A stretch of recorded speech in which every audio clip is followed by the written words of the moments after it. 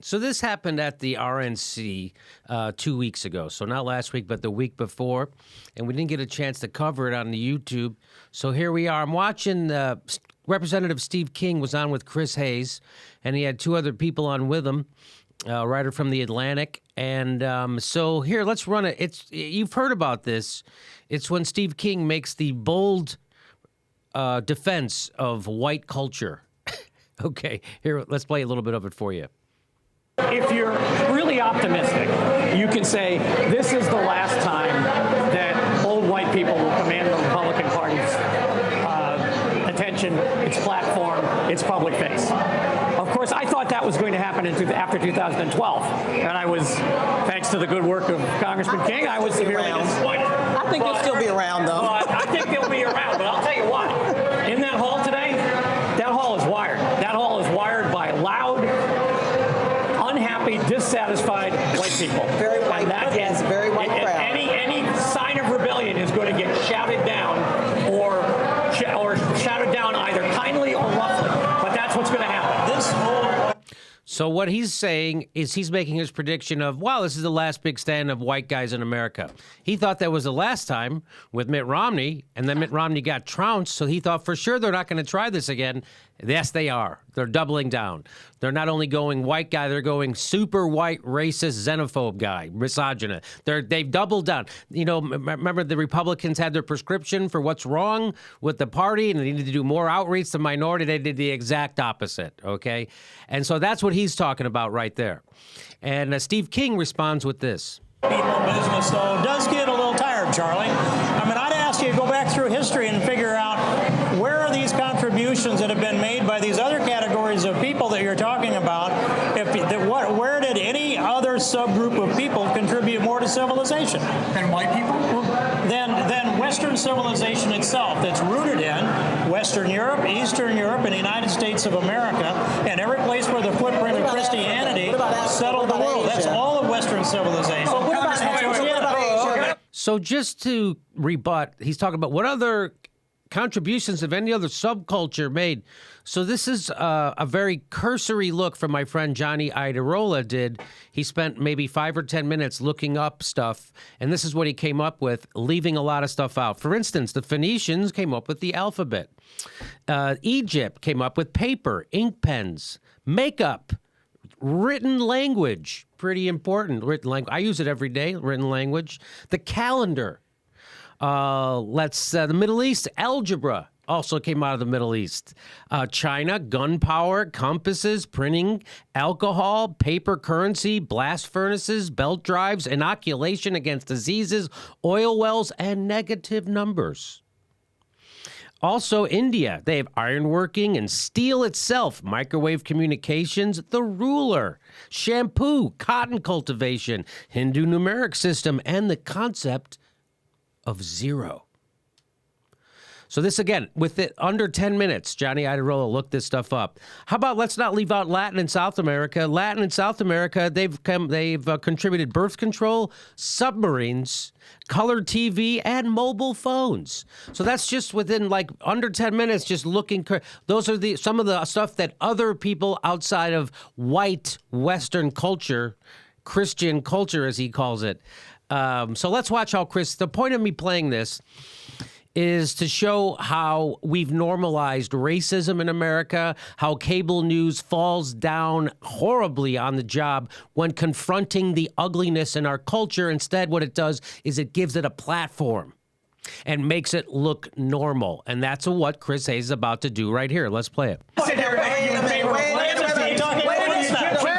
So now you see these people want to. There's a black woman actually on the panel who I'm sure is well spoken because they have her on a panel of talking heads, and we're talking about something that might have something to do with her.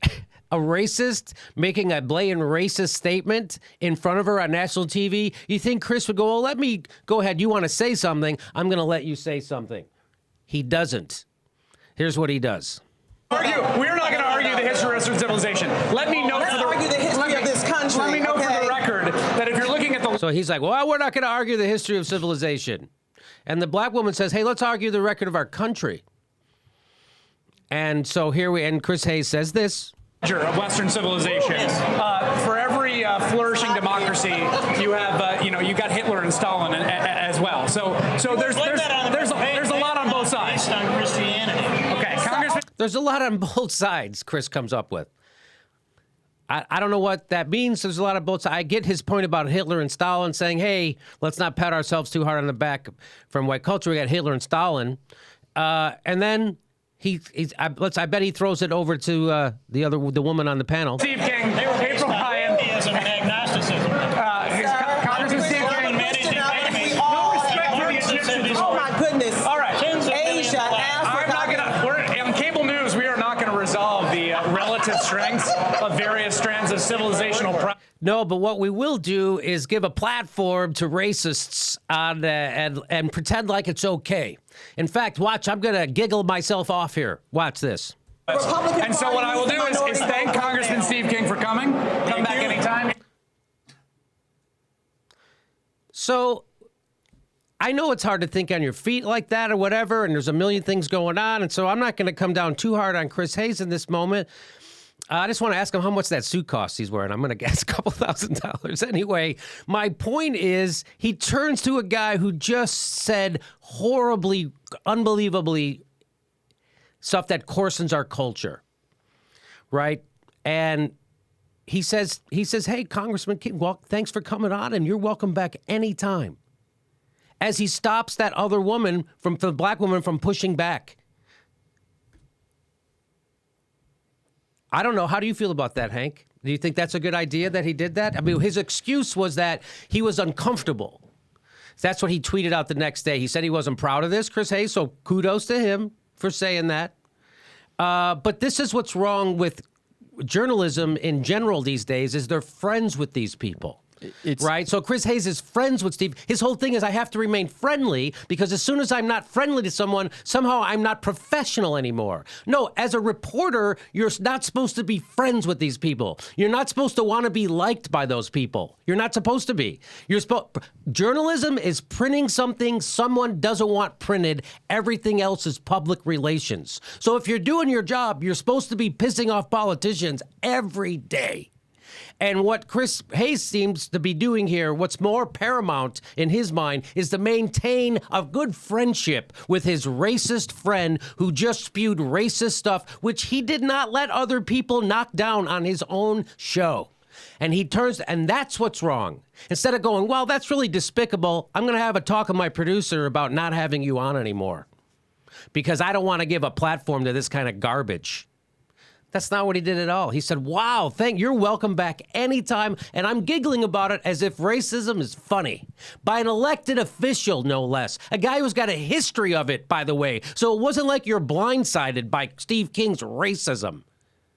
What do you want to say, Hank? Oh, well, it's access over principles, which is what's at the core of what's rotting our media infrastructure. Yeah, it's like, well, let's get to exactly. It's more important that it doesn't ever get uncomfortable. So it does. Let's not have an uncomfortable moment. Let's make sure our access to Steve King and all the other Republicans stays good. Yeah. We don't. Yeah, and again, did not let that black woman knock him down.